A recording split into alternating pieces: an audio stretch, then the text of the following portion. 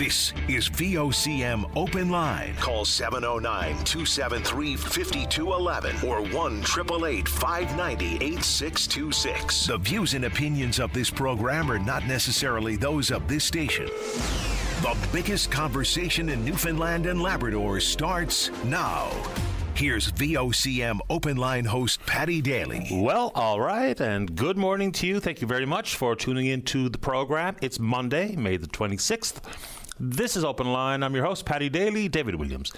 He's producing the show. Let's get the week off to a flying start. Rather, that requires your participation. So, if you're in the St. John's metro region, the number to dial to get in the queue and on the air. 709-273-5211. Elsewhere, toll-free long distance, 1-888-590-VOCM, which is 8626. So all last week, we're trying to keep people up to date with Team Canada's progress at the World Hockey Championships. Oh, my goodness. Talk about fizzling out, lay an egg in the quarterfinals against Denmark. About a 2-1 loss. But the Americans go on to win. 1-0 overtime victory over the Swiss. It's the first time in, since 1933 that the Americans have won gold at the Worlds, which sounds like a bit of an anomaly to me. But anyway, the Canadians, they laid the egg, and the Americans win. Tage Thompson, Buffalo Sabre forward, scored the lone goal in the 1-0 win. The Americans are the champs. Oh, it's Memorial Day in the United States. So good morning and happy Memorial Day to our American friends and listeners here that live in the city and abroad. Welcome to the program. All right, so over the weekend, there's something called the Paradise Backyard Ultra Marathon. I only know anything about it because my wife is a runner. She was following along with the runners and their progress. So what they do is there's a loop that you have to run. It's 4.1667 miles or 6.706 kilometers. You have to run one of those loops every hour. They did it, and over the course of 37 hours, Peter Thompson comes out on top. Unbelievable feat. So let's see. He ran his last loop in just shy of 50 minutes. Average time 44.58 minutes. I mean, pretty remarkable stuff. Wait, no, I think I got that wrong. 54 hours. So no sleep. Ran that loop of over 6.7 kilometers once every hour. So pretty amazing stuff. It's kind of out of reach physically for me. I don't know how anyone could do that, but way to go, Peter Thompson. All right, let's keep going. So I think the question of the day at VOCM.com is about illegal ATV activity, and we can get into it. But last week, a pretty scary story where a 14-year-old that had a couple of others on the ATV ran a red light, ran through the school bus stop sign and lights that were deployed and blinking, and hit a kid. So apparently just clipped the young child, and apparently that child is okay, not seriously hurt. But now the ATV rider, the 14-year-old, charged with leaving the scene of a collision and passing a red light. The parent is also facing 3 charges, including permitting unsupervised operation of an off-road vehicle. That's not the first time that charge has been laid. Around this time of year, every single year, we get a flood of emails on the exact same issue. So whether it be that young riders in particular and riding unsupervised, and it feels to me and seems to me that maybe some parents are using the ATV, which can be absolutely a laugh to be on, a real great experience if you operate them properly in the proper conditions and not crossing the highway as much as people seem to be doing it. An emailer reported that he was on his way, I think around Jack's Pond, and 3 ATVs narrowly missed getting struck by oncoming vehicles because they just took their chances. So whether it be that the parents are just not willing to pay attention to what their children are doing, and or people will ask about the police intervention. We see the stories, you see the headlines, there's an awful lot going on in the world of law enforcement. So where does that fall on their priority list? For many, including almost every single email I get, is they don't think it's a priority at all. So yes, this kid has been charged, but that's only after they struck a child getting off a school bus. You don't know what it's going to take for the motoring public, ATV operators or otherwise, to stop passing buses when the stop sign is out and the lights are blinking. Remarkable stuff. And the parent being charged is probably absolutely richly deserved. And, of course, we can discuss some of the damage created by the ATV operators who are just doing it for their own lark. And it's just ridiculous. If you want to take it on, we can do exactly that. All right, we're hoping to speak with some folks out in the community of Portugal Cove South, St. Philip, Portugal Cove South. And this is about the Holy Rosary Church. So they've made what I thought was a very solid argument about whether or not the Roman Catholic Episcopal Corporation was the actual owner of their church. So they changed the locks, and you know the story. But now the judge has ruled in this case that the Roman Catholic Episcopal Corporation has due ownership over the church. This is only after the historical corporation out in Portugal Cove South raised roughly $134,000 for renovations back in 2020. All right, so I'm sure they're quite frustrated. It was initially listed for sale for about 70 grand, and now it's down to around 40 grand. What's going to become of it, and whether or not a potential owner is going to feel welcome in that community, we'll leave that up to the folks in Portugal Cove South. This argument is really sound, and I think a bunch of the churches that were sold to raise money for compensation of the victims at Mount Cashel at the hands of the evil that was perpetrated upon them, and no one begrudges them the money, obviously, but I still don't really truly understand how the Episcopal Corporation was able to, in this case, argue to a judge that they have the clear title to the church and the ability to sell it, when for the vast majority of these churches, they were built by the parishioners, the congregants in one community or another. Other than the provision of a priest, the vast majority of upkeep and renovation and modernization was taken on by the parishioners. And, or in this case, on Portugal Cove South, the Historical Corporation. And we'll put it out there one more time, because before long, the province is going to have to answer a very simple question here. If the ruling now is that the compensation is going to exceed $100 million, and only around $40 million has been raised through the sale of the churches and parish halls and other Episcopal Corporation holdings, where's that $60 million shortfall coming from? Doesn't look like the insurance companies are going to cover it. So before long, maybe the government can just get out in front of it and say what they think their role is, and whether or not the government of the day is going to cover that shortfall, which is not insignificant, to say the very least. Just one sec, sip of coffee. We're back. All right. So there has been plenty of conversation, including some calls to this program, about how the government chose to use the $520 million coming in the big tobacco settlement. And we all know the story. They applied it in full, even though only 40% of the payment was up front, and for decades we're going to be waiting for the remaining 60%, which includes the big if. So the Canadian Cancer Society is now asking questions about how to use that money. What I find a little bit confusing about this is that they're saying, well, is government going to spend the money on smoking cessation tools and some education awareness programs and policies, what have you? The short answer is the government already applied the money, even though it's not in hand. So I guess the question specifically is, for the payments that are going to flow to the province over the course of the next couple of decades-ish, is will that money be earmarked, like it is in Quebec, for instance, for people who are smokers and trying to kick the habit, and or for people who have become quite ill because of their tobacco use? And fair enough for the Canadian Cancer Society to be asking those obviously very good questions. I still think there's a reasonable question to be asked of the government, even though they get quite frustrated and get their back up when people dare question them on this front. And we know Lynn Paddock retracted some statements he made in the House of Assembly about cooking the books, what have you. But this is still, I think, a very fair question, mostly because it was only found out after the fact, after the budget speech, after the budget was presented in the House of Assembly, that when the deficit is being portrayed as $372 million, which it is, but that's only because of the use of all of this yet to be fully paid money for this year's deficit forecast, given the fact, and I think rightfully so pointed out by the opposition, the PCs and others, is that it's an election year play. I think government could have absolutely been within not only their own rights, but certainly wouldn't have had near the amount of backlash had they just told us what they were doing.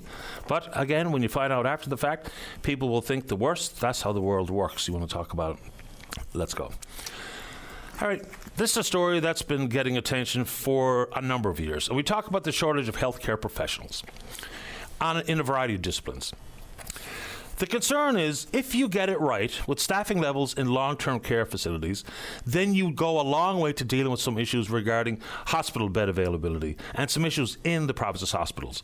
So at this point, apparently, it's been disclosed by Newfoundland Labrador Health Services after information request filed by the PCs, 327 people are waiting alternative level care beds. Basically, I don't think it breaks down to one sole area, which is simply long-term care, but that's 327 hospital beds that could be occupied by patients who are admitted into a hospital for the obvious reasons of recovery or care, but we can't find a place for these 327 to be. So I don't know if it's as fundamental as the staffing issue in long-term care facilities, but how do we actually approach this? Because we will talk about nursing to patient ratios in the hospitals and in various clinics, and the number of doctors and the wait times and surgeries being postponed, many of which I think can be tied directly back to the lack of available beds in the hospital, many of which, 327 of which, are occupied by someone who needn't be in the hospital. So nothing's simple in this world, and obviously healthcare is very complex. But this is a number that has got to be reduced. And we don't even know, for comparative reasons, how that adds up to years past. But that number is growing, and it causes all types of concerns for people awaiting, in particular, surgeries where you're going to require hospitalization for your recovery after the fact. But that number is massive. There's a regional breakdown in the story I read online this morning. It was on the SEEB. Okay, 103 individuals waiting for care in the Western Zone, 78 of which are at the Western Memorial Regional Hospital in Corner Brook. 91 patients are located in the Central Zone. 54 of them are waiting for the Central Newfoundland Regional Hospital in Grand Falls, Windsor. In the Eastern Zone, 31 patients waiting, 13 of which are at the GB Cross Memorial Hospital in Clareville. In town, 38 people are waiting at the Health Sciences Centre, 37 people waiting at the St. Clair's Mercy Hospital, and one at the Janeway. So it's a big deal. Oh, our first caller, Annie, wants to talk about a little bit of long-term care as well, so let's get into it. I'll throw this back out there, which we did last week, and it's incumbent on the government to give us some updated numbers about the cost of the general public for travel agency nurses. And yes, I understand. If we need travel agency nurses so we can keep our emergency rooms open and different wings of hospitals open and clinics open, people will understand the need to have the required number of nurses. But we don't know how much it's costing. And look, the government has told us that they're on a pathway to reduce our reliance on travel agency nurses back to pre-pandemic levels. And you heard then Health Minister Tom Osborne refer to them as the necessary evil, which is probably an awkward choice of words, but that's what was said. When the story broke in the Globe Mail of $35 million plus over the course of 7 months, people rightfully latched onto it. Then the numbers ballooned to $90 million a year, and if we have a pathway to reducing our reliance, fair enough. So let's get the numbers out there, the number of nurses and the amount of money it's costing the province to keep them employed, and what that actual pathway looks like in the reducing reliance on. But I'll put that back out there because I think, like many things in government, until we know what the strategy is, until we have something to measure against, whether that be success or failure of one strategy, one policy or another, it's hard to know where we are. So let's get that number back out there if you're so inclined. All right, other end of the spectrum for care is childcare. It's Early Childhood Educators Week this week, and big thanks to all who are working in that critically important area. All right. So when we know that it's so important to get it right, and how many daycare deserts we have in the province, which is a staggering number, just for instance out in St. George's, they are promoting a child care centre in a building that the person who's responsible for trying to get it off the ground, and I'll get her name here now in a second, Rhonda Shepherd. So has the building, has the wait list, has the staff, and they're still waiting for approval from the Department of Education and Early Childhood Development for a couple of years. Obviously, all the vetting and due diligence has to be applied to someone who's wanting to open a childcare centre, but you would think over the course of 2 years, they'd be able to figure it out. And this wouldn't only serve the folks in St. George's. She goes on to talk about serving people Flat Bay, Stephenville Crossing, Mattis Point, wherever, Stephenville, Kippens, Port-au-Port. So for the course of 2 years, if all the ducks are in a row, and if there is an issue or a problem that is yet to be addressed by the person trying to organize this particular facility, once again, her name is Rhonda Shepherd, who's welcome to call the show this morning and talk about exactly where she is in this process and what exactly is coming from the government. So we know the importance of trying to find an affordable, accessible childcare space. And look, I don't have little kids that need childcare. I do understand what it means for the struggle to find a childcare space. I know what it means for economic activity with the ability to return to work as opposed to try to stay home because you have no alternative, and or the reliance on grandparents and the like for childcare. So if Rhonda Shepherd is listening this morning, happy to have you on the program to talk exactly about what's going on, what you think the holdup is, and we can take it on if you're so inclined. All right, this one, similar vein.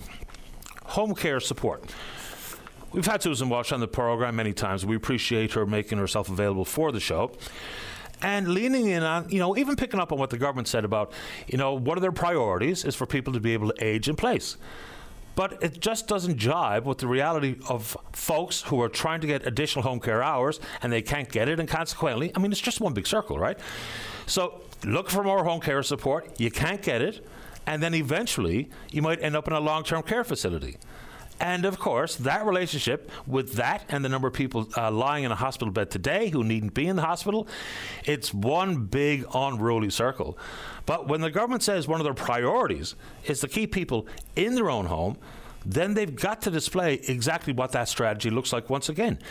If we have people who need something as simple as, let's say, an additional 10 hours a week, or whatever the number is, whether it be for cooking and cleaning and general healthcare provision inside their own home, then let's understand exactly what we're thinking as a government to make sure that one of your stated priorities is able to be satisfied, and we're happy to talk about it with you this morning. How are we doing out there, David? All right. A couple of quick ones, and this is an amazing story. Congratulations to the Conservative Party of Canada, now Member of Parliament, Jonathan Rowe. So over the course of a couple of weeks, there was a recount taking place in the federal riding of Terranova the Peninsulas. Initially, Anthony Germain, the Liberal candidate, was told he was victorious by the tally of 12 votes. After the recount, Jonathan Rowe was victorious by 12 votes. And congratulations to him. And I'm not going to dispute the results because this is exactly how the process is supposed to work. It's a judicial recount with scrutineers or representatives of both candidates in the room to make sure that every ballot is carefully evaluated and the accurate results are posted by Elections Canada and the winner is actually sworn as a Member of Parliament. That said, how did it ever happen where there was over 1,000 ballots that were being questioned? On election night, apparently itself, there was somewhere in the neighborhood of almost 600 votes that were rejected. 579 is the number. So I don't know if all of those rejected ballots were back into this recount. I assume they were, but assuming things is a dangerous piece of business. But how were over 1,000 ballots potentially incorrectly applied? Like, what did people do? It'd be nice to, just for the understanding of the general public, of what a rejected ballot looks like. Because it's easy enough to simply say, well, that ballot won't be counted because it's being rejected for what? And this is not questioning the result. I have nothing but faith in the process. As much as so many people, unfortunately, do not, I think it is absolutely airtight. And like, for instance, in Quebec, in the riding of Terrebonne, they have to have a by-election. But in this one here, would it be helpful to the general listener and voter to have a look at some of the rejected ballots to get an example of exactly what constitutes a denied ballot? I think it would be.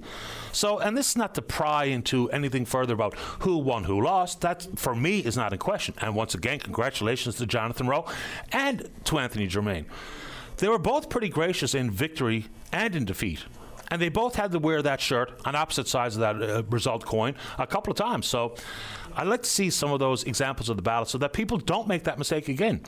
If you take the time to go vote and you understand that every vote counts, it'd be great if the voters knew exactly what someone may have done wrong. Not to name names, because we don't know who cast what ballot, but I think that would be helpful to many. All right, and so speaking of Mr. Rowe, will be sworn in as a Member of Parliament. The House of Commons reopens for the spring sitting today. And you heard the Prime Minister, Mr. Carney, talk about it's going to be a very, very busy number of weeks.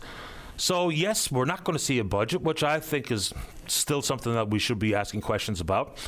And some people are, giving validity to the comments about collecting all the required data points. There's no need to rush, even though tens of billions of dollars have been pledged and spent already by the government. So the tax cut that has been promised, I guess that has to be offered via legislation. Then the carbon tax, which has only been reduced to zero for the consumer portion of the carbon tax, that requires legislative amendments as well. But anything under that, umbrella, let's take it on. And plus, tomorrow, King Charles will be delivering the speech from the throne. It's been done a couple of times in the past. Queen Elizabeth did it, I think, in 57 and 77. And we do know that the monarch are supposed to be apolitical, and I would imagine that will remain to be the case. So whether it be the optics or the symbolism of the king presenting the speech from the throne tomorrow, and or things regarding the role of the monarchy into the future, all those questions and comments are welcome this morning. Last one before we get to you. Hearty congratulations to Michael Crummy, one of the most accomplished authors from this province. He's won the Dublin Literary Award for his novel, The Adversary. So it's €100,000, so that's about $153,000 Canadian. Congratulations to Mr. Crummy. I have not read that particular book, but whether you talk about Sweetland or Galore or The Innocents, Crummy's obviously world-class talent. And hearty congratulations once again to you, Mr. Crummy, for your pretty sizable win of $153,000, and I guess he would say the recognition of his work, which just so happens to come with a tidy financial reward. We're on Twitter. We're VOCM Open Line. Follow us there. Email address is openline@vocm.com. When we come back, let's have a great show. Annie's in the queue to talk about long-term care. Then we're speaking with you on a topic that's entirely up to you. Don't go away. Welcome back to the show. Just based on an email I just received asking me if I have an update about the investigation that led into, or pardon me, was about the Driftwood Inn that was burnt, and of course one man, a 77-year-old American, was killed in the fire. I tried to find out an update on the investigation, where it stands, and here it's last October. So you would think we're getting pretty close to that being concluded, or at least you would hope so. And also in that email was wondering why we've never heard from the owners, which I think is a fascinating question. Generally speaking, they'd be right out in front of this, talk about condolences for the family, and they'll participate in the investigation and X, Y, and Z. But short answer is I don't have an update, and I'd like to have one. Let's go to line number one. Annie, you're on the air. Morning, Patty. Morning to you. Yeah, I was listening. What prompted this call was the seniors advocate last week, and this has been on my mind for quite some time. The first comment I'm going to make is, if anybody in Newfoundland thinks that the long-term care situation is better on the mainland, is not. My mom was in a long-term care facility in Alberta, so there's lots I can tell you, but I'm not long-winded. I'm going to put it to you this way. What I like the seniors advocate, what she said made sense. The question I had about it was, I need to answer to the question. When she was talking legislation, she's talking legislation for penalties for things that's being wrongly done. And then where is the legislation coming from? The government, and then people having to get the police into that situation? Because she referred to Alberta and making Newfoundland like the way things are done in Alberta. Now, that's what I'm calling about. Because my sister, our family, my sister being the one that's there on scene with Mom, had the opportunity to put charges because of a situation that happened with our mom in Alberta in a long-care facility. Now, on top of what was happening to Mom, and she having to be the caregiver whether Mom was in the home or out, she still had to play her role. The situation that happened was she got out of the long-term care facility, and she had a joyride down the wheelchair ramp across a very narrow parking lot and was heading into the street when someone from outside the facility saw her and stopped the wheelchair and saved her. Needless to say, the day it happened, my sister was unaware. She wasn't made aware until the next day. And then she thought about it for a few hours. She walked in the home. She wheeled Mom out without saying two words to anybody. And all was said to her after the fact was, well, She could place charges. You should have had things put in place before you took your mom out of there. Well, she didn't decide to place any charges because of all of the situation with mom going downhill the way she is, and then the stress of everything, and then having to come into that part of it with pressing charges would only be just too much in a situation like that. So I've had this on my mind for quite some time. That's why I'm saying if anybody in Newfoundland thinks it's better on the mainland, it's not. The staffing is no better. It could be worse. The way it is out there is if the government caps off the amount of people that's allowed to be there at night, there's too many people for the staff that's there to take care of. It's no better. Fair enough. I think the reference, I can't speak for Susan Walsh, but I'm pretty sure the reference to Alberta is the fact that they do indeed have legislation regarding the continuum of care and updated operational standards and those types of things in place. That doesn't necessarily translate to absolutely top quality care and things that are outside of the home setting itself. So they're kind of a little bit two different things for me. But I think Susan Walsh is on the right track here. And like in other provinces, they have an independent body that will assess issues regarding compliance and what have you, and to make sure that the homes are all operating as they're intended to. And there's also a little bit of difference when you talk about other provinces versus this province, with the public operating long-term care facilities, as opposed to there's plenty of long-term care in this country that is operated by the private sector, including personal care homes, of which many are privately owned and operated here in this province. So I think her reference to Alberta is about the approach they take policy-wise and via legislation, which she's recommending for this province. So things like criminal activity is not necessarily going to fall inside the continuum of care legislation. That's going to be regarding the Criminal Code of Canada. So they work hand in glove, I would think, but maybe, just maybe, a little bit of difference therein. Annie, so is your mother still with us? Yes. Okay. She's home with Violet with care at home right now. Okay. Now, the question I had was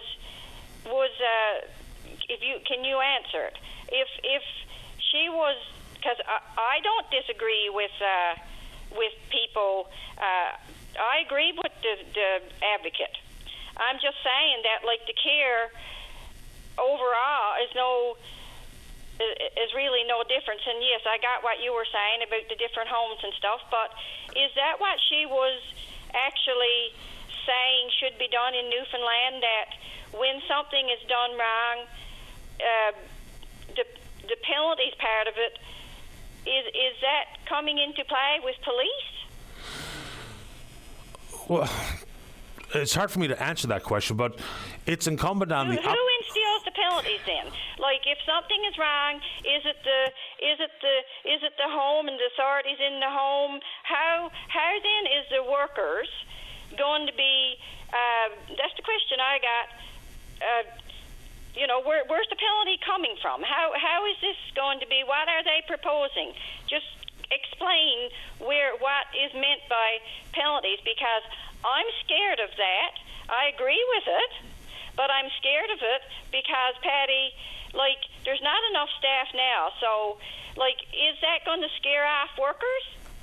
You summed it up quite well there this morning with how things are. We don't need to discuss that over and over. But I just would like to know what is being referred to there. Is this police matters then? What is it? Well, she is talking about penalties to be paid, whether that be in the neighborhood of fines and or licenses to proceed forward when we talk about personal care homes. So, yeah, that's part of what she has proposed. And again, I hesitate to speak for Susan Walsh. I'm trying to recall to the best of my ability the things that she said on this program, the news stories that I've read. But, yeah, that's the basics of what she is proposing. And that level of protection, I think, is warranted. No doubt about it.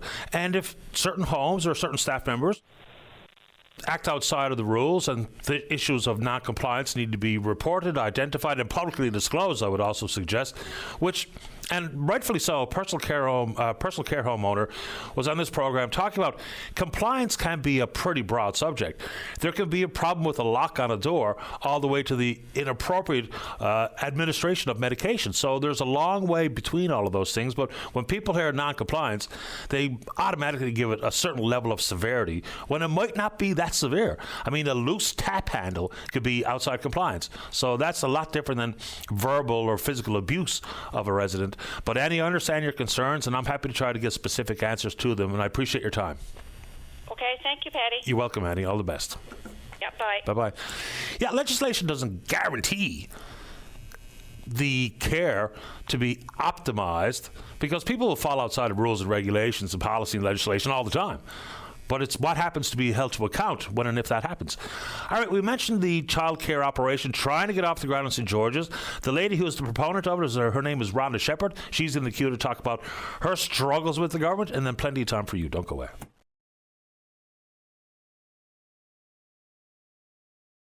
Welcome back to the show. Let's go to line number 4. Good morning, Rhonda Shepherd. You're on the air. Good morning. How are you? I'm very well. Thanks for asking. How about you? Good. So I read with interest the story coming from your community out in St. George's about your trials and tribulations trying to get a daycare facility up and running. So what exactly is the proposal? And then we'll get into what the hurdles are. Okay, so around 2022, I had submitted a proposal into government to have a not-for-profit daycare in St. George's. So everything was, going okay until one of the final applications, I guess, to get the construction and stuff on the go. It's been taking like months and months to get approved or even be looked at, I guess, at the Deputy Minister's office in St. John's. So that is what's going on now. We're just waiting for that part to happen so we can actually get some construction on the go and have the daycare facility up and running in some time. We're not even sure when, but so that's our problem now. And so you're trying to open up this center which can service the region and take care of some 35 children. So has there been any feedback at all regarding your application from the government? Whether it be about the facility and the staff and all the other moving parts? So I worked very closely with the girls, like from the West Coast, like in Corner Brook region, Corner Brook and Steamville. So they helped along with the application and stuff like that. So they're really good and help them that way. Once the application leaves their office in Corner Brook, it goes to St. John's to the minister's office. So we have no communication since. I even got Scott Reed's office to inquire about it a few times, and they did, helping me out a lot. And there's been one response, and that was just saying that they'll be looking at the application. Nothing after. So it's been months waiting for something after. We don't know if we need to refix the application or do something different, put different amount of children.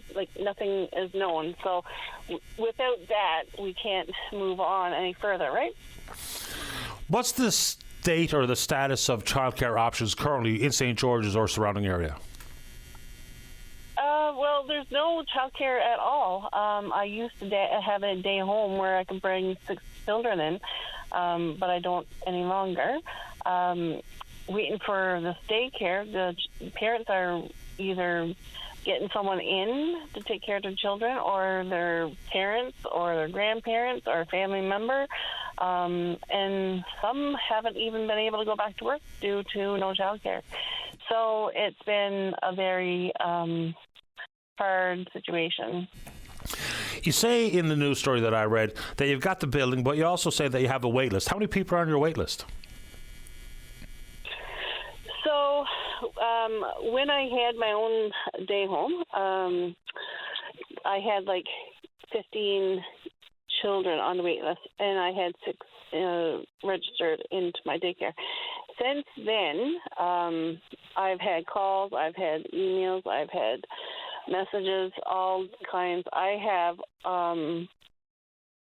a lot now. I'd have to go home and count, but we meet the requirements alongside of the research that we've done. We had a survey go out a few years ago, 2 years ago, I think it was, and we had plenty and over the amount. I had people that were in Kippen, that were like in Port. They all need daycare too, and I know you had an interview with Jeffrey Young, and me and him were talking too, and the need out there is high, and they want to get their French daycare on to go to. So it's more than us here in the St. George's region that are looking for government approvals for the capacity grants. So there's a high need everywhere. I even talked to people in Pasadena, talked to people in St. John's. There's a few little daycares and stuff like that around, but still don't meet the need. I mean, even you talk about the capital city here in St. John's. I know plenty of people that are on long wait lists to find childcare space for their child. I actually know a couple of families where the wife is pregnant and they're like in their first trimester already putting their names on wait lists. So that's how dire it is in many places. You also talk about having the required staff. So does that mean you've got formally trained early childhood educators that are waiting to take on a job at your proposed facility, or what does that mean? Yeah, so I did have a few with me before, and they're still around. And there's after being a few more that moved back home, and they've contacted me and asked, when would the center be open and stuff. And I can't really give them a complete answer because I don't know myself. We're not even in construction stage, so everything is being held up. Like the building is being held up. The landlord of the building, is a business. So if we don't soon find something out ourselves, well, we won't have a building. Yeah, because he's got carry costs on that building, and so he needs a tenant. He needs someone to operate inside, or he or she, I don't know who owns it. Last one. So let's just say, hypothetically, you get some sort of green light or final approval from government. From then to be able to open your doors, like what kind of time are we talking about for renovations or to deal with the building? Well, we would need the renovations. After the renovations, well, there's still like service NL and all that there kind of stuff. So you've got to meet the standards. You've got to meet the requirements, right? So it will be months. For a long time now, I've been hoping that we'd be open up in September, but that's not even looking like it's, something that's possible unless some miracle happens. And plus, even after approval, I mean, the construction industry is pretty busy. So it doesn't mean that you're going to get a guaranteed contractor on your timeline, so which further complicates it. Anything else you'd like to say this morning, Rhonda, or a message to the government if they're listening, and they are? I just feel very frustrated because if there wasn't dedicated people on these matters, like, for instance, me and whoever else are trying really hard for the communities to get these things into communities, like, it would just be forgotten about. And is that what the government wants to happen? Do they just want it to be forgotten about and not, continue on trying to make our communities better? Like, we are making a lot of people around here in this area, like, Bay St. George, and, it would be very nice to be able to have a daycare and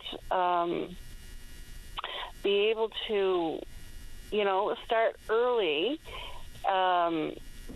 learning and trying to get the children to know their culture and, learn it and practice it. So it's something that we need and something that we want. And it's more to me, it's like all the parents and grandparents. There's grandparents calling me all the time, Rhonda, when is daycare going to start? Like, we need help. And, you know, I just wish that there was someone out there that can reply to us and tell us, okay, we are working on it, and we really are dedicated to this daycare or daycares in the province to try and make sure that the parents can get to work and honor this $10 day for the parents, which they came into effect a few years ago. But, like, why come into effect if there's nowhere to put these children? Like, we need somewhere to put these children so the parents can go to work.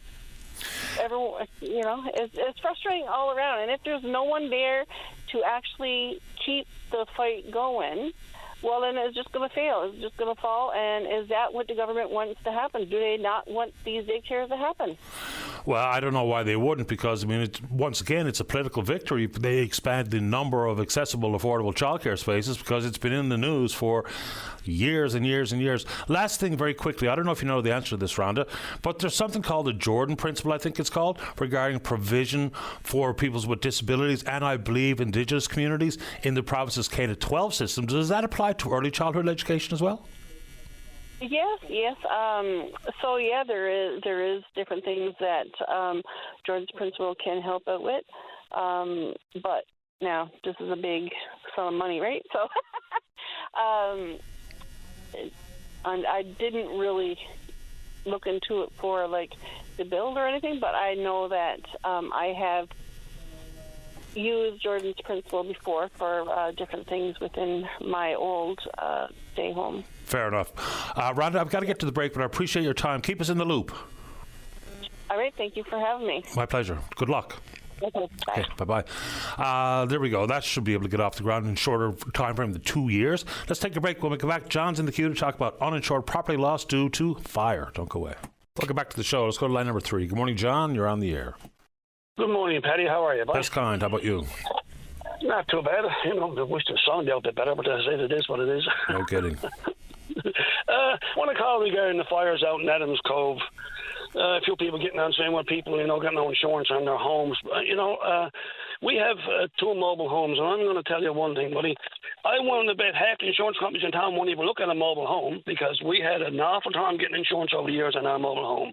I mean, it's crazy what they put you through. And I tell you, like, we got one in town now, and it's hitting $2,000 a year just for insurance.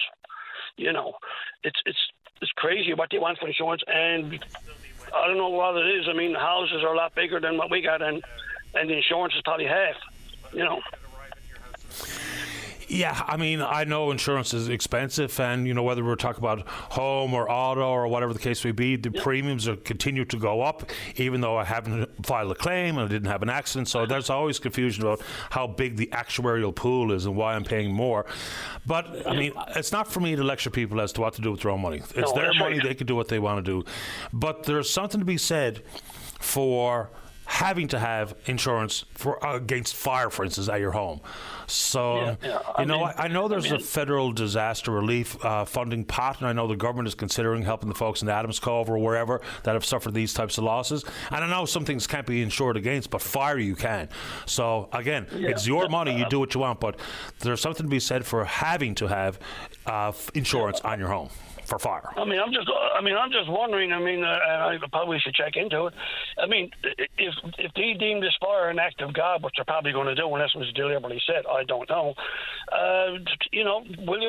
An act of God, does insurance cover an act of God for a fire? I mean, I personally know the Harold and Marie Parsons out there in Adams Cove type of thing. You know, I've known them for over 30 years, and with the insurance company, because you know what they're like when you try to deal with an insurance company. We went through it.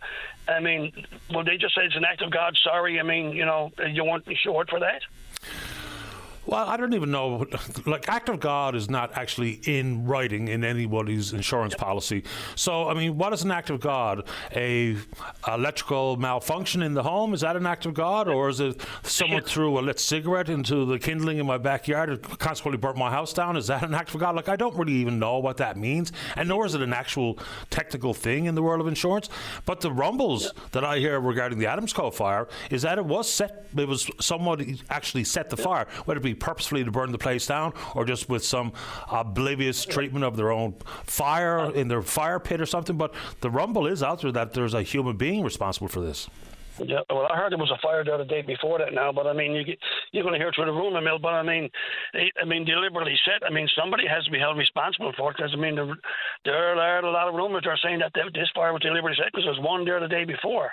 You know, I mean, people have lost everything that they worked for in their lives, everything. I mean, I can't even imagine. I mean, we had a flood in our place a couple of years ago, and I mean, that was bad enough, but I mean, we managed to salvage basically everything except the flooring type of thing and a few walls. So, I mean, but when you lose everything, boy, I tell you, it's a different story then, I can only imagine. And, even when we talk about fire protection services, again, it's easy enough for me to say it, but even for communities where they need unanimous consent for people to pay a monthly fee or yearly fee for fire protection from another community, I mean, we've got to make that a real thing. Because we've got to make sure that happens, because it just makes sense. Just think about it. If you and I are neighbours, you want to have the fire protection services coming from the next closest fire department and I don't, then all of a sudden you don't have any protection, which is just simply not fair. I think that should be an absolute just fundamental requirement of having a local service district or a municipality for the provision and the paying for fire protection. Yes, I certainly agree, but I agree with what you're saying there. I mean, but with that forest fire corner, with all the videos I've seen, I mean, I don't think there wasn't very much that them poor firemen could do, and God love them. I mean, they done a fantastic job. It's a wonder they didn't have to basically get in the truck and drive away. I suppose they did at times, I would think. I mean, because look at what I seen there. I mean, it was unreal, But I mean, like I said, the Parsons out there, they lost everything. I mean, why don't the government come in, step in and help these people? At least make a phone call. But we're trying to do something. I mean, he got his house gone, he got his garage gone. I mean, that people are saying that he was running a business out of which he wasn't. I mean, people are making up all kinds of stories, and there's no need of it. That man and woman are in their 80s. Trying to live comfortable. What's left of their life in their golden years, I suppose we call it. You know what I mean? I completely understand where you're coming from. Now, the government says they're evaluating whether or not they're going to come to the aid or the support of folks who lost their home and don't have the insurance coverage. But, there's one thing to say, quite another to actually do it.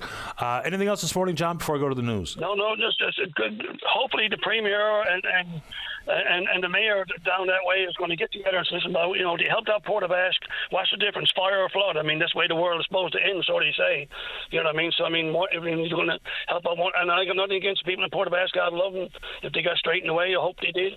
But, I mean, let's face it. I mean, Adams Cove is just another spot on the other side down that needs the same amount of help, and they needs it now. And you talk about the good work done by the firefighters. I mean, the stories were that first smelled the smoke before you knew the fires were on top of you. So apparently that was raging and moving very, very quickly. John, good to have you on the show. Hope you're doing all right. Thank you so much. Have a good day. You too, pal. Bye-bye. All right, very quickly, before we get to the news, because I mentioned, some of the issues that have to be broached inside the House of Commons now that the spring sitting is taking place, and of course they're only going to sit until sometime into June. One thing I was wondering, somebody wondered, why didn't you bring this up? All right, well, you can also bring it up, right, by calling. But it's another bit of a self-inflicted wound here. The Liberals, their caucus, they met privately, of course, and one of the concerns that I guess was addressed, and there was a vote held, is that they voted down adopting the Reform Act. I'm really surprised they did this, because just look at what happened with the Liberals under Justin Trudeau's leadership. When the then Prime Minister Trudeau fell out of favour with so many members of his own caucus, fell out of favour with so many people in the voting general public, they didn't adopt the Reform Act, which basically says if 20% of caucus members move to trigger a leadership election or a leadership convention, then they have to engage it. That's exactly how the Conservative Party was able to oust or to remove Aaron O'Toole from his leadership position, but the Liberals have voted it down again.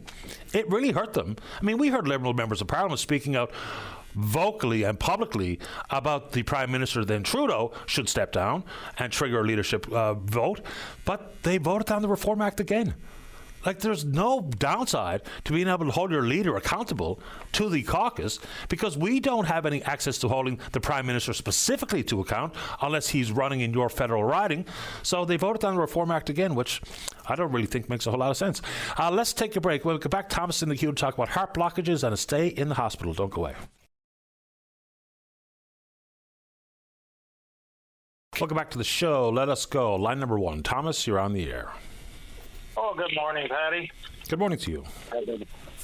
Remember we had a discussion about 3 months ago. I guess I'll tell you about me trying to fight to get into St. John's because they figured I had blockages just to see. Okay. To make sure, whatever. I got in, okay? I went in St. John's. They did the dye test and everything on me on the 22nd this month. I came out in the recovery, and he told me they sent me home. I'll tell you now, I got a 100% blockage, 2 90% blockages, and a 50% blockage, and my heart made its own artery around the 100% blockage. That's the reason why I'm talking to you today. But still, for all, they could not keep me in St. John's to, they're going to have a meeting tomorrow, Tuesday, to see what they're going to do, or the steps they're going to take to see, what they're going to do for me, right? So when did you get the final diagnosis of having all of those blockages, as you mentioned? The 22nd of this month, just Thursday. Okay. So when you were told of the extent of the blockages, so they have a surgical team meeting to talk about next steps. So did they give you any understanding as to when you're going to get the stents or whatever they're going to actually do to try to clear the blockages? Oh, he said it could be a month or so. Yikes. Here, I think about this now. 100% blockage, 2 90% blockages, and a 50% blockage, a walking time bomb. And to send me home and told me, I got to rest, don't do anything to exert yourself, and to stay calm and don't stress. Like, what the hell, Well, it's hard not to stress when you're told that you have those severe blockages, so I'm a little bit surprised. Now, I'm not a doctor, so I don't know what constitutes the need for an emergency surgery, but it's pretty easy for a doctor to tell you, oh, don't worry about it. Well, boy, you just told me that I have something that I absolutely have to worry about. Yes, like, and then he said, this has been an ongoing, this didn't just happen overnight. I said, well, you could have figured this out a year and a half ago when I first went to the doctor with the chest pains and everything like that. Why didn't you do something then? It's been a year and a half, me fighting. Remember, I had to fight and everything to get into St. John's, and this is on my own dime. The government never paid for nothing for me. And then, like I told him, can you give me a letter? You think the hospital will give me a letter so I can still stay at the extended care where it's not costing me that much until you guys make your decision on Tuesday, just in case you want to haul me in or, No. If I had to stay in St. John's on my own dime for the cheapest hotel in there, yourself, it's just under $200. Yeah, they've actually changed some of the protocols regarding that extended stay facility, and I don't necessarily understand them in full, but apparently it's a bit harder to actually get a spot in there, and not that they're full necessarily. There's just some sort of protocol that has changed that I'm still trying to figure out and try to get some answers to it. So, Thomas, I guess the stupid question is, are you able to try to keep yourself from being too worried and stressed, given what you've been told by the doctor? Jesus, Patty, how can you when you got bills, eh? I got it. Like I've been off work since October, right? And I got to eat healthy. You go out and buy fruit, vegetables, salads, and stuff like that at a grocery store. Eat healthy. My medications alone, the medications they got me on, well, one cost me $100 a month anyway. That's my Jardians for being a diabetic. But the rest of the medication that they put me on, now I got to go this morning and get more patches, nitro patches, because they upped them. They took me off one. See, he took me off one of the prescriptions. He took me off the blood thinners. He told me to stop taking a blood thinner, so I figured that's a good thing. He might want me to get me in soon enough, because you got to be off the blood thinners for over a week or whatever, isn't it? Yeah, something like that. Or whatever. But yeah. Like I said, but trying to eat healthy. My trips, I live in St. George's, trips back and forth to Stephenville, Corner Brook. Now, like I said, I went into St. John's. I drove back from St. John's. And the only thing he told me, like on my way now, when you go back home, he said, get out every 2 hours and walk around a little bit, right around your car and that, right, stretch your legs. And I said, okay, no problem to do that. But like the other thing is, like you were saying, the people that are staying in the hospital, taking up the beds. I don't know why he never kept me in, with the severe blockages I have. I don't understand why they didn't.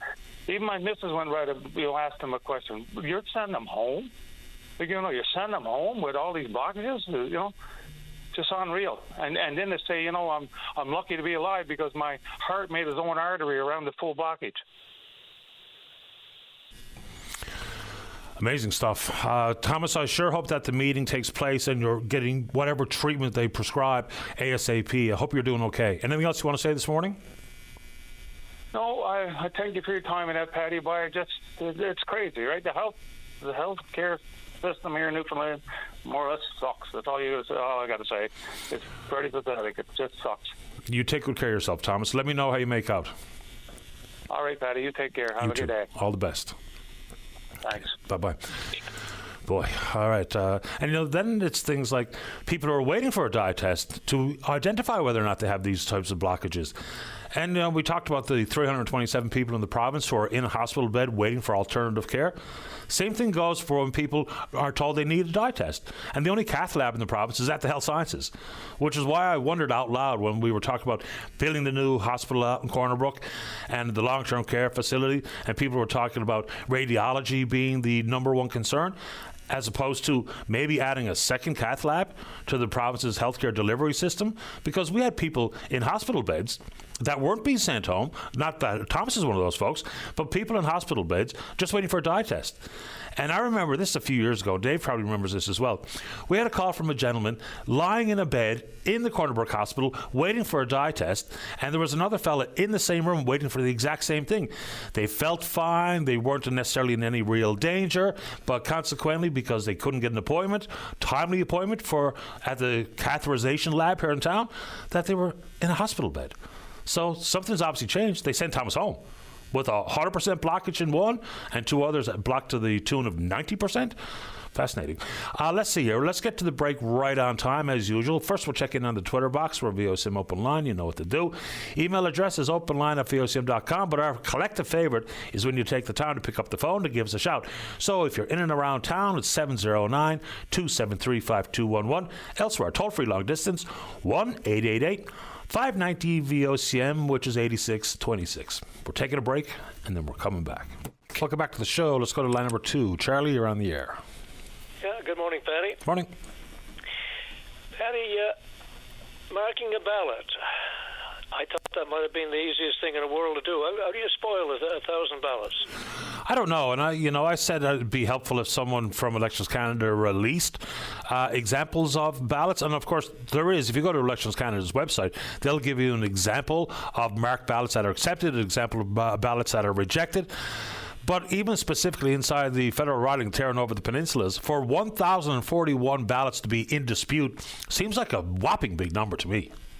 Yeah, I thought that maybe be 10 or a dozen. I mean, marking an X has got to be one of the simplest things that anybody can do. So I just don't get that number. But anyway, Patty, a few comments on growing. Season is starting, of course.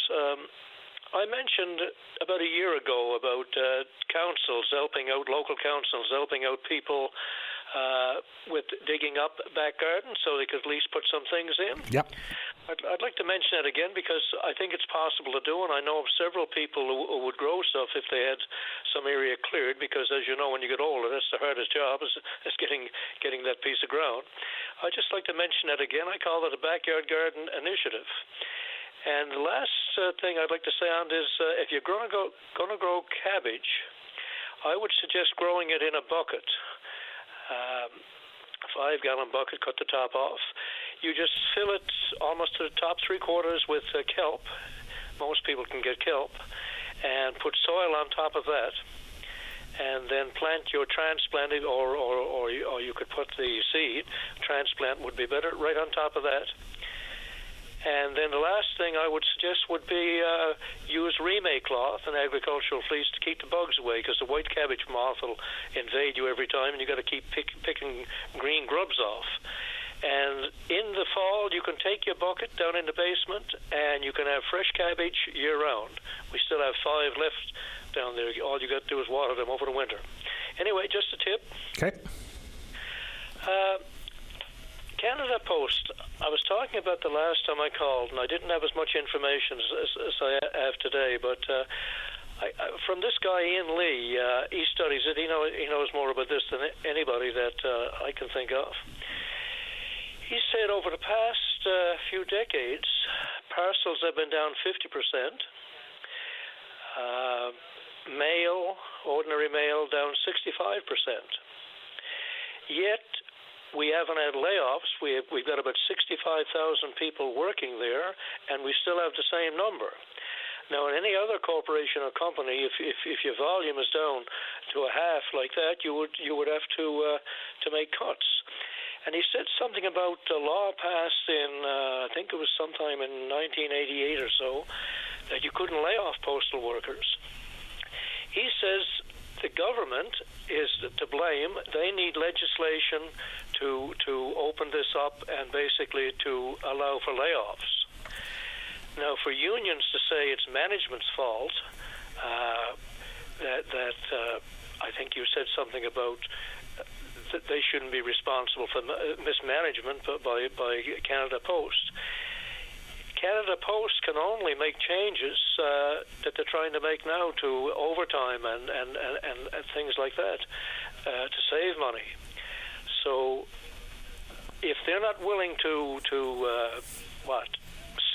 see their members cut, and they're looking for more wages, Canada Post is in all intents and purposes bankrupt. The government has to step in every year to subsidize them. How long do we do that? So I blame the unions for excessive demands, knowing they must know those figures I just said, and I blame the government for not stepping in and making legislation to reduce the workforce in the post office. I don't know if you want to comment. Sure.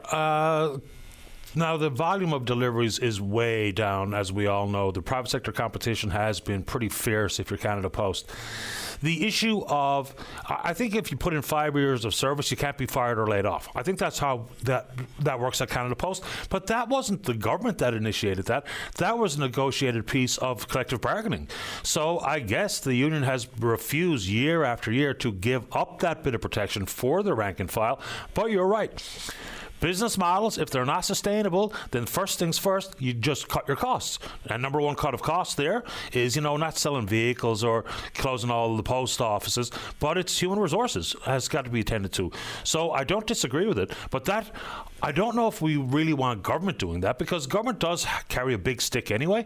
6 months ago, when Canada Post went on strike, after 32 days, they got legislated back to work. So government can do things like that, but government getting directly involved in that collective bargaining, that could become a problem, because that precedent, it's hard to put that genie back in the bottle.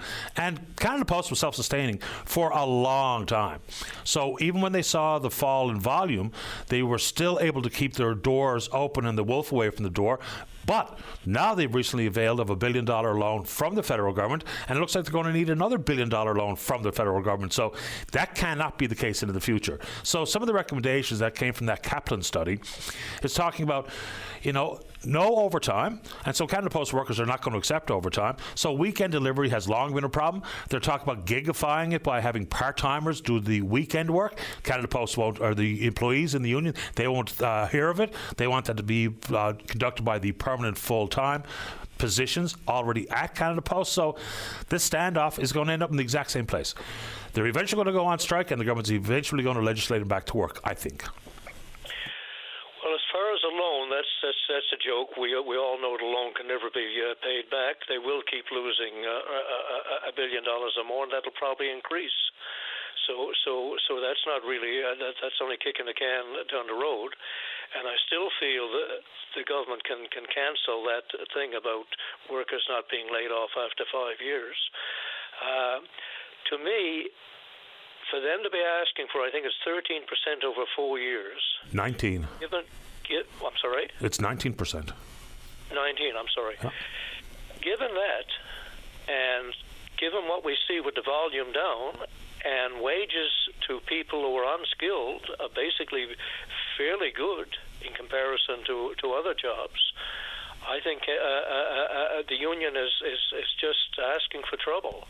And I don't know what Canada Post can do. That weekend thing, who the hell says we have to have mail delivered on weekends? We certainly don't get that.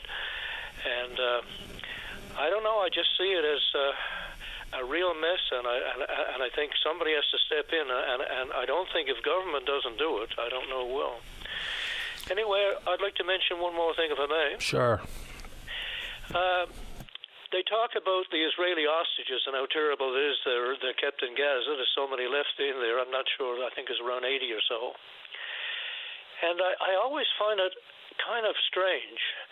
In Israeli prisons, the last figure I read, there was 4,500, roughly, a little less than that, Palestinian security prisons in Israel. Of that, 160 were children, 32 women, and over 1,000 were administrative detainees. That's the ones that are incarcerated indefinitely, no charge. They're just left in jail. Many of the people who were arrested were basically just political activists. They were raising Palestinian flags, or they were protesting on the streets. Some children were throwing rocks at tanks. These people are just as much hostages as the ones that Hamas holds.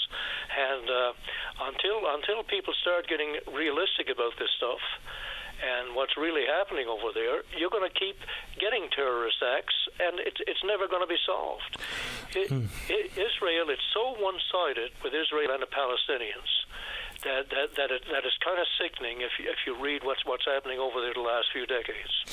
Anyway. In the March hostage exchange, we'll call it, so Hamas returned 33 Israeli hostages, and at that time they released some, I think, 1,800 Palestinian prisoners from Israel. When the attack on October 7th, we know that about 1,200, mostly civilians, were killed. Hamas kidnapped or abducted 251 people. At this moment in time, the most recent numbers that I saw is that they have still some 59 in captivity. The Israeli government says that they believe some 30 or 35 are dead, and some of those prisoners, those hostages, are soldiers. So, and there's a few non-Israelis too. I think someone from Tanzania or something like that, maybe someone from Thailand, are also apparently amongst the hostages. But this whole bit, I mean, both sides, unless someone has committed a crime, he shouldn't be detained. The hostages need to be returned by both sides if we're ever going to have even one remotely positive conversation about ceasefire or bringing a conclusion to this war. Because obviously people lean in on the hostage thing all the time, but you're not wrong in pointing out the fact that there's plenty of Palestinian hostages in Israeli jails at the same time as Hamas, the terrorist organization, still think have 59 or 60 Israeli hostages. Israel is practicing terrorism as we speak. Every morning you get up more bombing, 50 people killed, 100 people killed. It's just so horrendous what's happening. And Netanyahu, on a letter that was sent by Canada and France and Britain asking for more aid to get into Palestinians, he reacts as if they're sending the aid directly to Hamas. That's supporting Hamas. That was a terrible thing. He said that they would write such a letter. Can you imagine the gall of that guy? He's totally a war criminal. But anyway, I'd like for people, when they talk about hostages, to look at hostages on both sides, and Israel has many thousands more than Hamas has. I'll leave it at that, Patty. Well, since dawn, since this morning, there's been somewhere in the neighborhood of 36 killed. One bombing of a school now turned into a shelter. And the whole concept of food and other relief making its way onto the Gaza Strip as being some sort of comfort or support of Hamas is just flimsy nonsense, right? Same thing when the governments of the UK and Germany and Canada talking about bringing an end to this and pointing fingers directly at Israel. Then, you've got people who are just so hyperbolic in their political discourse that they're saying, well, Hamas thanked Canada, so we're Hamas supporters. Come on, man. I mean, can we really just not have a reasonable conversation about these very complex and very dangerous situations? Anyway, anything else, Charlie, before I go? Well, just one aid worker reported the weekend the aid they're letting in, food and so on, is a teaspoon compared to what's needed. So and they're not even letting it in that on a regular basis. So you need to completely open there to save these millions of people, millions of Palestinians, and if you're not doing it, as you've said many times, that's a war crime. Anyway, leave it at that, I guess. Appreciate your time, Charlie. Thank you. Thank you. Take care. Bye-bye. I mean, it's not me making up definitions of what constitutes war crime. There's international treaties and international law that's been agreed upon by most of the modern-day governments on the planet, and collective punishment is crystal clear. And so is the weaponization of food and other measures of relief. You can't use them as a weapon of war. Not because I say so, because all these countries have agreed to it. Let's take a break. When we come back, we're speaking with you. Don't go away.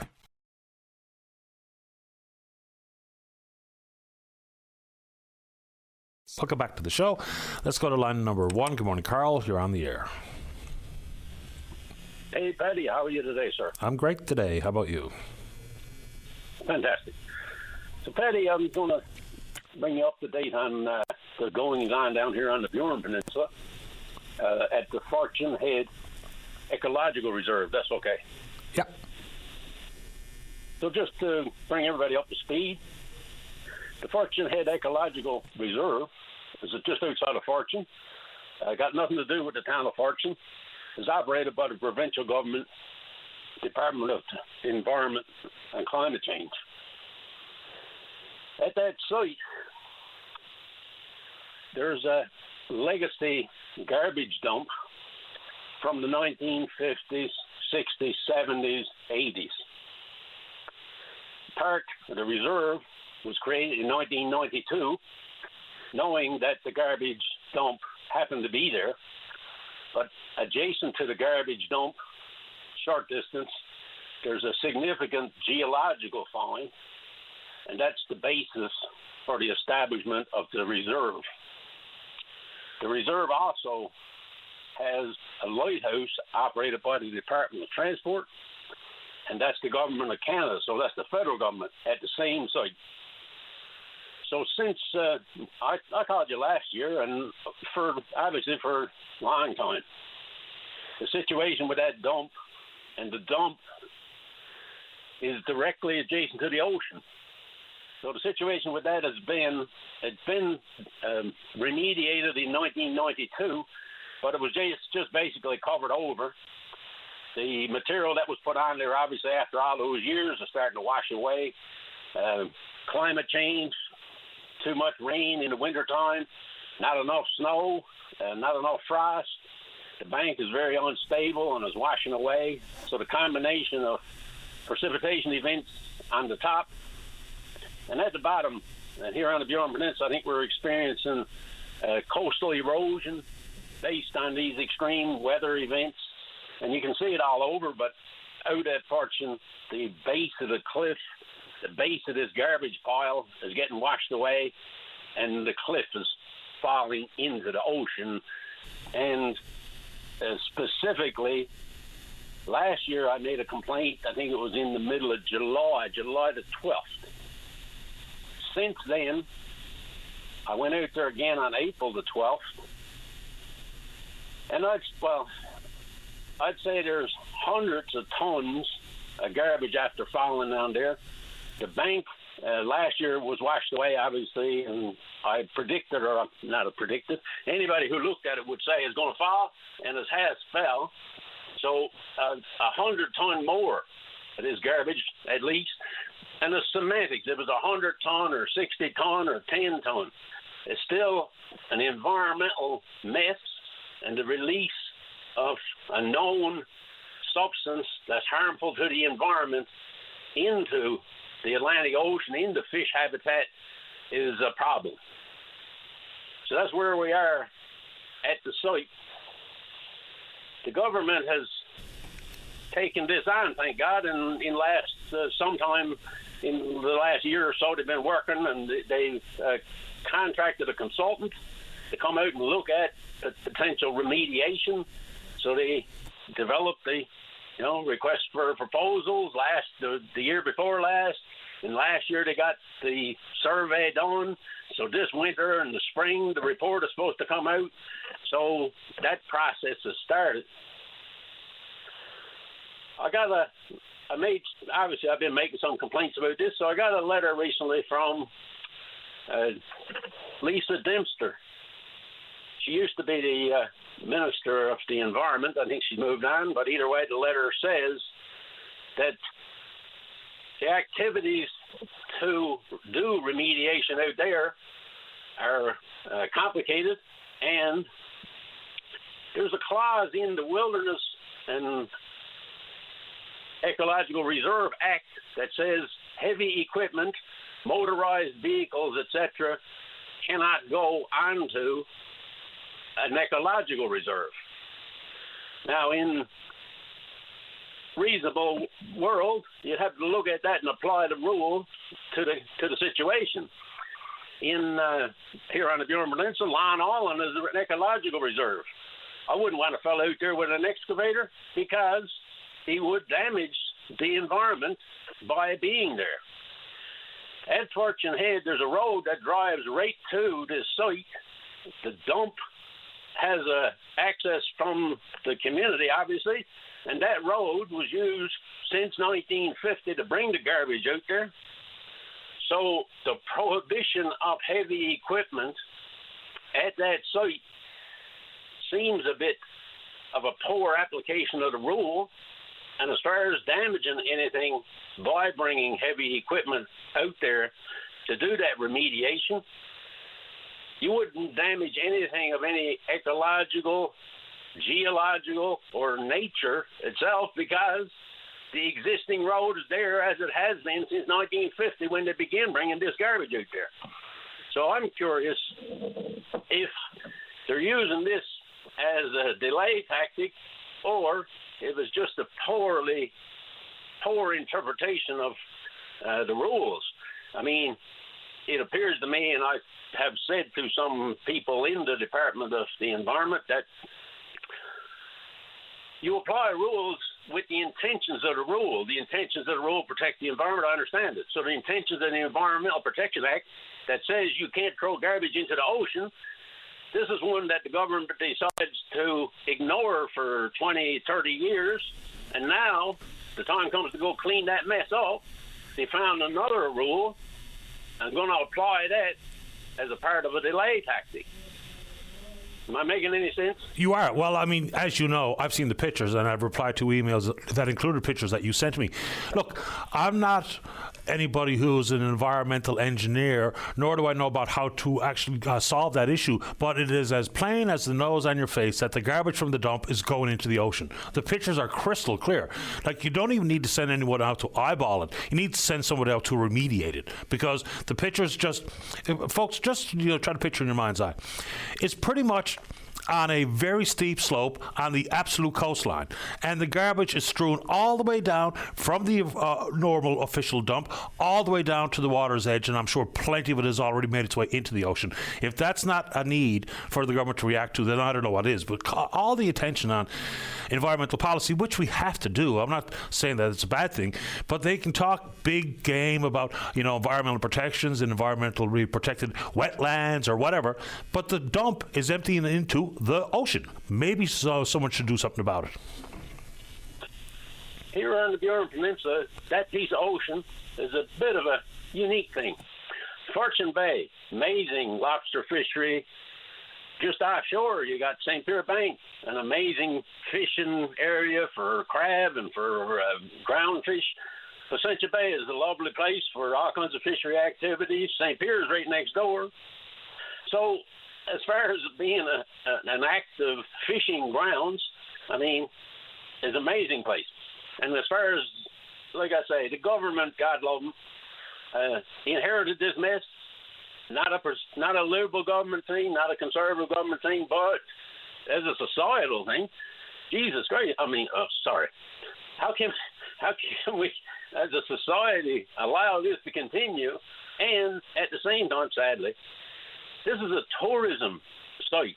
This is a site as government of Newfoundland advertises as a go-to place for geological experience, and your geological experience includes coming across this environmental disaster, I would call it. And like I say, the people I've been talking to are very courteous, very professional people, but Mr. Trump has a big likes the idea of a czar to manage this stuff. So you need somebody to come down and manage this stuff. Go and walk on that cliff and have a look at it. You call a contractor, he'll give you a good idea what's going on. But, I mean, there's a mine in St. Lawrence. They're after digging. I mean, they got a hole dug, the size of Mount Pearl, I suppose. And this little bit of an area, they think this is so complicated to deal with in this day and age. I mean, the cost of this remediation is going to have to be borne at some time. So every time you put that off, it's getting more expensive, and the damage is being done, and the damage to your reputation, and the damage to the environment, and the damage to tourism on the Burin Peninsula. So it's a no-win situation, and, I just encourage the government and the ministers, and down that area, Minister Paul Boyk is the area MHA. Have a look at this, please, and I don't want to be a pain in anybody's, spoil anybody's day, but I mean, God, you got to do something with this and do something sensible. The cost is ballooning. This change to this issue with the not a lot of heavy equipment out here. You know what they're proposing to do? They're going to bring WERAC, this as an organization that looks over wilderness and ecological reserves. They're going to bring them down here, have a public meeting in Fortune. They're going to try to change the boundaries of the park through legislation to remove this dump site from the park, and then they're going to look at cleaning it up. At the end of all of that, what are you going to achieve? You achieve zero, you waste a barrel of money, you waste a barrel of time, and at the end of the day, you got to go down the same road that put the garbage out there. You got to go down the same road to clean it up. So access is easy, and the application of this rule is unfortunately misguided, is my thought. Anyway, I wrote a few letters and whatnot, and I'll try to encourage somebody to have a look at this, and I really appreciate it. What's your thoughts? Well, I mean, as I've already said, if it's not a disaster right now, it's a disaster in the making. Someone's got to do something about it. All they need to do is look at the fishers.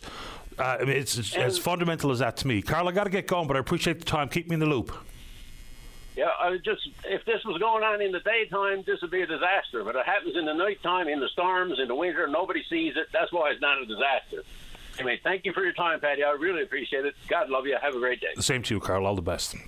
All right, there we go. Before we get to the break, let's get line 3. Pat, you're on the air. Hi, Pat. Hi. Yeah, Patty, I just want to let the people know that I was heading west on the Trans-Canada, and the road is closed between Paddy's Pond and Foxtrot. So you have to loop around at Paddy's Pond, overpass here, and come back, and it seems like all the traffic now is going through CBS. So just want to let everybody know. Yeah, heading west. Okay. Paddy's Pond to Foxtrot. So we don't know why that's closed. I'll try to find out, but there's a heads up, folks. If you were planning on traveling west on the highway right now, then maybe you want to hold off for a little bit, or just simply take the bypass in through CBS to get through whatever's blocking the TCH. Appreciate the heads up, Pat. Thanks a lot. Thank you. All the best. Bye-bye.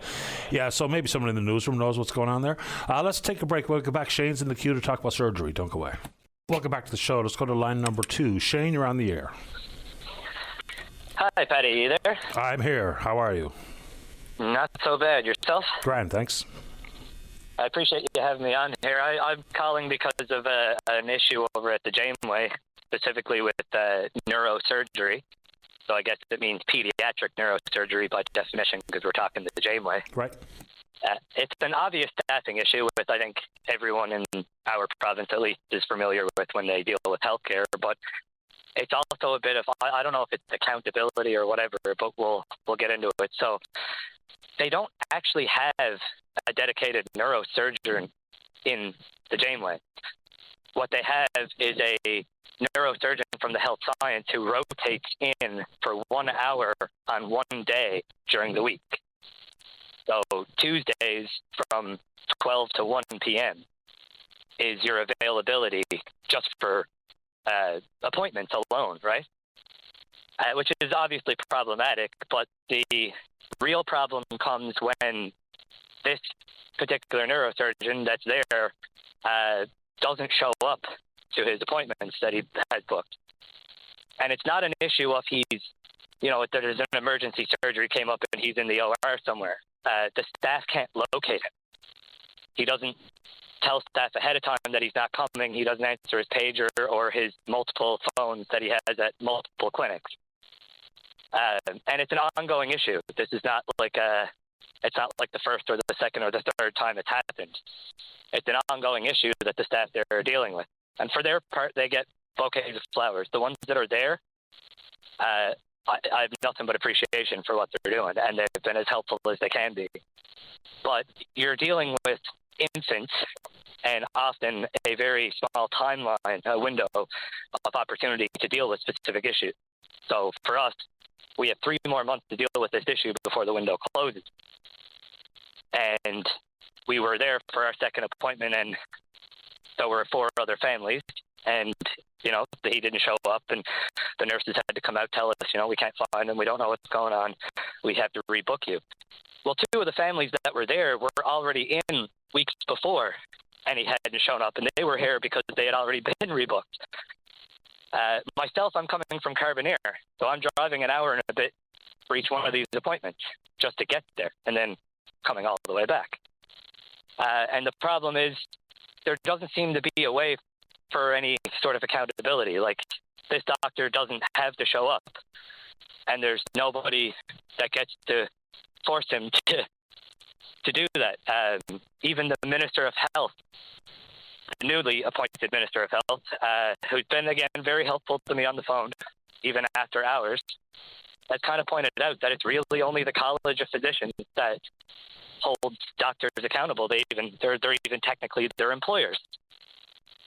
And there's nothing to hold the college accountable. So it's up to the college to hold their employees accountable, but they don't have accountability over them as such. And that's evident when you try to, say, lodge a complaint with the college.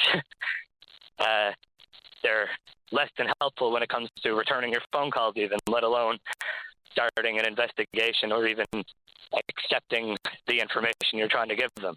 And the staff at the hospitals are quite upset because it kind of screws their day when they have to spend an hour of their time telling these families why they can't fulfill their appointments and giving them, client services numbers that they can call to complain. But client services is for Eastern Health, for the hospital, which again has no purview over the doctors. They deal with nurses. That's Eastern Health. But the physicians and the surgeons, they're under the college. So we're at a crossroads where we got a doctor who gets to do what he wants, show up when he wants, and not show up when he wants. And there's nothing that can really be done to force him to honor the appointment. So now we're looking at having to get referred to Halifax just to be able to have surgery on our infant because we're going to miss the window. We're being rebooked in now for the first week in August, which puts him closer to 8 months, 9 months, 10 months. You know what I mean? So we're going to pass the window. And the sad part about it is, Patty, I could go to a country like India right now, and as a foreigner in their country, get better health care than I get in my own province here. I've never heard the like. So there's a doctor on staff in a critically important surgical role, and more often than not can't even be found, let alone respond to any calls or concerns or messages. I've spent the last week leaving voicemails on his known clinic phones and stuff, but when he doesn't show up to the appointments in the Janeway, the staff cannot locate him. It's not he must be in a certain, like, he'll be clocked in. If he was in an OR somewhere, they would know where he is. They might not get to reach him, but somebody would know where he is. It's not the case. He's not in the building. And we've escalated this to the management. The manager of the Janeway's outpatient clinic, again, I'm not going to say his name, but he's the manager there. He's aware of the issue. And he was aware of it before we brought it up to him. So it's not like we're the first people, right? This is an ongoing issue that staff are more than aware of. Yeah. Well, I mean, we talk about the need to have reliable staff. And if we're talking about surgeons, you would think accountability and reliability would be two pretty key features of their employment. So I wonder, is it something as fundamental as people are putting up with these antics for fear of not being able to replace that person with the required surgical background? I don't know, and I wonder if that plays any role at all, but that's not good enough regardless if that is even the case. So that's just... Can you give me the doctor's name, or do you want to send me an email with the name, and I'll put a formal request into the college to get some information? Yeah, I mean, I've tried it as well, and I can. It's probably better if I email it, because your producer had mentioned not to say specific names on air, right? So I don't want to be putting anyone on blast over the air as such. Yeah, no, and I think that's probably a wise idea. So if you just send me an email quickly, Shane, with the name of the physician in question here, I'll put together a formal request for information from the college myself, and also put it right to NL Health Services. So let me see what I can figure out. But this is obviously a terrible situation to find yourself in as the family, and I'll do what I can to try to help you out here, Shane. So if you do that, I'll see what I can work out here, or at least what I can figure out. Yeah, I very much appreciate it. And like I said, we're going to end up going to Halifax. We're going to get referred to the IWK in Halifax, because they have 2 dedicated full-time pediatric neurosurgeons there, plus a rotating part-timer for when they get too busy, right? Okay. So we'll be able to get seen within a week if we can get that referral. But Patty, just remember, as I close here, $4.1 billion we spent on healthcare last year. Oh, I know. Yeah. 30 million of that specifically was to get new hires and retain the ones we have. $4.1 billion, and this is what we're dealing with here. We've got essentially what boils down to a third world healthcare system. It's just not good enough. No, $4.1 billion to service 545,000 people, not all of which are sick. So however many people are in the healthcare churn now, let's just say it's even 75% of the list, or 75% of the public are in the throes of the healthcare system. That's a ton of money. And so, like I've said many times, people get mad at me, but say, Levy, if money was the issue, we'd have it solved. Right? Because that amount of money, which is, $4.1 billion out of a just around $10 billion budget, people can do the very fundamental math. And if the system's not working the way it's not working for you and your family, it's horrendous. Shane, I appreciate your time. I wish you and your family good luck. Drop me that email and let's see what I can figure out. Will do. Appreciate it, Patty. My pleasure. Take good care. Okay, bye-bye. Can't find the doctor, won't respond. We talk about recruiting and retaining. Maybe there are some healthcare professionals that we probably shouldn't be retaining. Let's take a break. When we come back, plenty show left for you. Don't go away. You're listening to a rebroadcast of VOCM Open Line. Have your say by calling 709-273-5211 or 1-888-590-8626 and listen live weekday mornings at 9 a.m. Welcome back to the show. Let us go. Line number 3. Ramona, you're on the air. Good morning. Good morning. Yeah, I'm calling about the monarchy. My opinion of the monarchy has been, what do they do for us? But since the era of Johnson, Prime Minister Johnson, I discovered that, or heard that the Queen had the power to fire Johnson. And now more especially since the Trump era. Wait, now, just one second. That we need them. The King had the authority, or the Queen had the authority to fire who? the Prime Minister Johnson, when he those troubles a few years ago. Are you talking about the Governor General, David Johnston? Yes, Oh, okay. That's right, sorry. Yeah, well, that would be the monarch's representative in the country, and I do believe that the monarchy still has the ability to see one removed, but I think they do it through the Government of Canada. So remember when, what's the lady's name, the astronaut who was the Governor General? It eludes me. But the story is that the Queen at the time went through the Prime Minister to see her removed from the Governor General's role. But I think that's how it works formally. Mhm. Yeah. So now, since the Trump era, it confirms to me that we really need the monarchy more so. Because I thought they were just a figurehead. I often wondered, what do they do for us, right?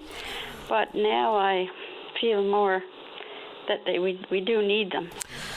I mean, the monarchy has an official capacity in the country. So whether it be about their constitutional role or what have you, I mean, things can change, but it would take a massive effort, and you'd have to open the Constitution to actually deal with the role of the monarchy. And the last time that the country talked about amending the Constitution, 87, 92, a lot of it about Quebec's issues regarding separating or seceding and all those things, but it has been an absolute mess. And so the role of the monarchy, albeit most of it is symbolic, but some of it's very real. Like the Governor General has to be consulted for government to be prorogued or for for people to be sworn in as members of Parliament. There's lots to it, and the role for how you replace the monarchy would be, people will complain about the cost for security for the King and Camilla's visit. If you really looked at the fundamentals of what it takes to open the Constitution, consensus across the entirety of the country, consensus in the House of Commons, consensus in the Senate to reduce or to abolish the role of the monarchy, you could pay for security 1,000 times over. Yeah, well, I hope that it don't come to that, because since all the goings on in the States, it's really scary to me. So, anyway, I had no idea that the President of the United States had the power that they have. It's frightening. Well, so the president might not actually. The president might not even actually have the power that he's trying to exhibit or to exude, to be honest. So, I mean, as fundamental as something like legislation, it's not legislation that's passed until it gets royal assent. It has to be signed off by the Governor General. The Governor General has the ability to summon a Parliament, to dissolve a Parliament. So there is more than just a symbolic or ceremonial role that they play. Now, you could have a head of state that is not a member of the monarchy to do all those things, but that's creating something that would in essence be the monarchy. Well, my trust now is in the monarchy. Nothing will change it since the Trump era. And for me, there's no freedom of speech for hate and spewing lies. People should be brought to task for spreading lies that he had no proof of anything. That's Trump I'm talking about. Yeah, and I try not to pay too much attention to his daily ramblings. But, and so here's the king. And people, I've received a bunch of emails since this was announced, whatever it was a few weeks ago, most of which are talking about that polls are pretty clear. And I only take the polls with a grain of salt. More and more Canadians, as time goes by, are talking about doing away with our alliance or the powers that the monarchy has in Canada. But, I mean, if you just think about every piece of government documentation in this country has reference to the king. Every piece of legislation would have to find a new power or entity to give assent so that it goes through, the House of Commons and into the Senate and then into the final sign-off. So there's a lot to it, and the cost would be extraordinary. Think about across the military and references to and use of royal insignias and government paperwork and government documentation and the legislative process. People would be asking for a big, huge headache and massive cost. Right, exactly. Sounds like we can't afford that right now. Yeah, at this moment in time, I get why people say, why do we need any responsibility to be held by the King of England? But some of it's right there in the Constitution. That's the way I used to feel, but not anymore. I appreciate your time, Ramona. Thanks for the call. Thank you. You're welcome. Bye. Bye-bye. Bye-bye. Sorry, that was a bit quick. you can predict the kind of emails that I'm going to get by saying that. But again, it's not me. This is the issues that have been broached several times because the role of the monarchy is in the Constitution. It's right there. And to open up the Constitution has been a mess. Every time, 87, 92, last real times it was tested, same thing would have to be done if when the likelihood of an Alberta referendum about seceding or separating from the country, that would be something that has to be dealt with inside the Constitution as well. So things are not simple. And, you know, even when we talk about things that are in the Constitution, people talk about the Senate and the role the Senate plays. Man, to even talk about something like term limits for senators, you have to open the Constitution. And you need consensus amongst the provinces and the territories and both houses of Parliament. So those things have been put in, whether it be for a good reason or a bad reason, they're there. Let's take a break. When we come back, we're speaking with you. Don't go away. Welcome back to the show. Well, many people have sent along the helpful information as to why that stretch of highway is closed. Apparently, a transport truck with a sea can on board went off the road, so they're trying to haul it out of the woods. Okay, let's keep rolling here. Let's go to line number 6. Doris, you're on the air. Hi, thank you for taking my call. Happy to do it. Thank you, sir. I'm calling on behalf of the Church of the Good Samaritan, and we're having an international market on this Saturday from 10 to 2, and it's all homemade items from Nigeria, Guatemala, and Madagascar.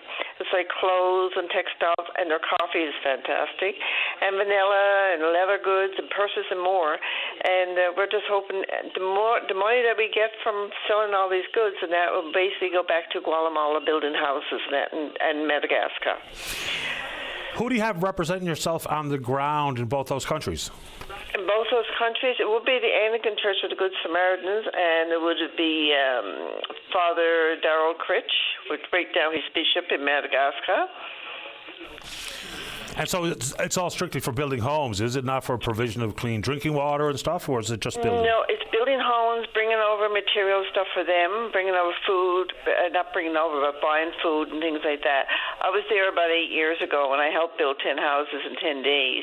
It's a type of fabric that is good for their heating over there, and the fabric that we build the homes with is really it's not like our fabric stuff here that we build homes with. Well, I hope it goes well. Give us the details one more time about the where, the when, and wet our whistle a little bit with what might be on display or offered for sale. Okay. It's an international market at the Anglican Church of the Good Samaritan on 10 St. Clair Avenue, and it's all handmade items from Guatemala. Every 2 years we send over a team over to Guatemala to build houses. And it's Guatemala, Nigeria, and Madagascar. And it's clothes and textiles and coffees and vanilla and just leather goods and purses and more.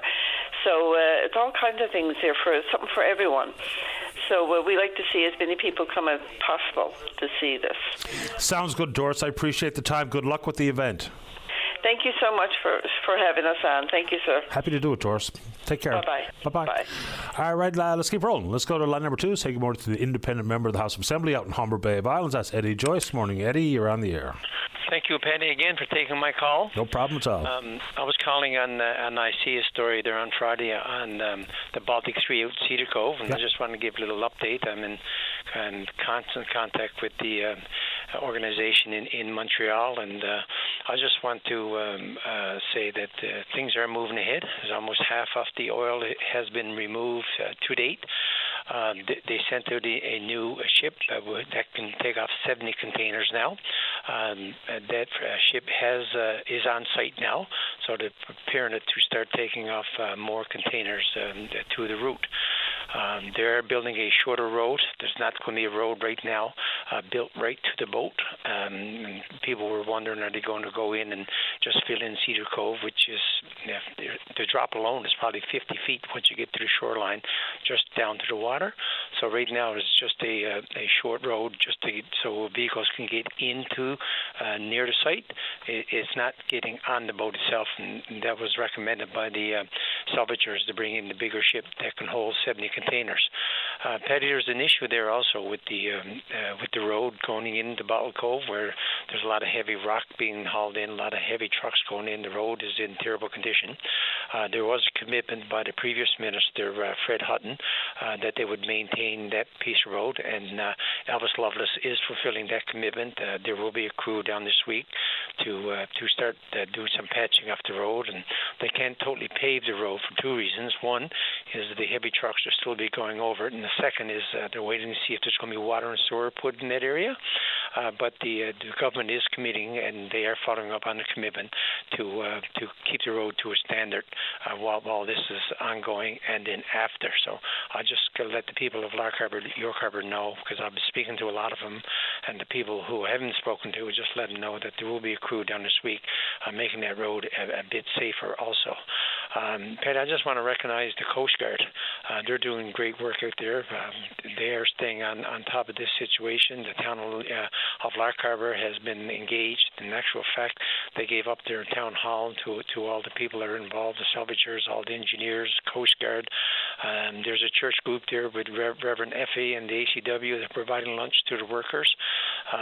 So just for the people, they are still monitoring it.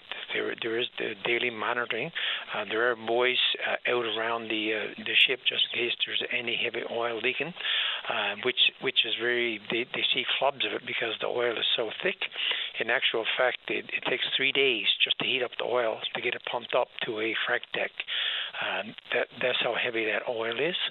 So it is being worked on. Oil is being removed.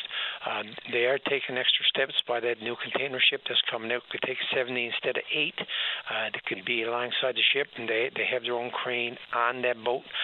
So hopefully that things will move much quicker and much faster than before. So I just want to give an update to the people out in Lark Harbour, York Harbour, to the fishermen, and also the Hullapu has been involved with this, and there's meetings with the Hullapu. To be fair, there's a lady from the group that comes down and meets with people, answers the questions, and gets the information that's needed. So there is an open dialogue back and forth. I spoke to her this morning, actually called and spoke to her this morning again, just to see if there's any additional updates on it. So, and also just to say how much everybody's working on this together. There was a environmental assessment done on the road from the provincial government. The applications went in, and they fast-tracked the application to ensure that the road would be done with no delays.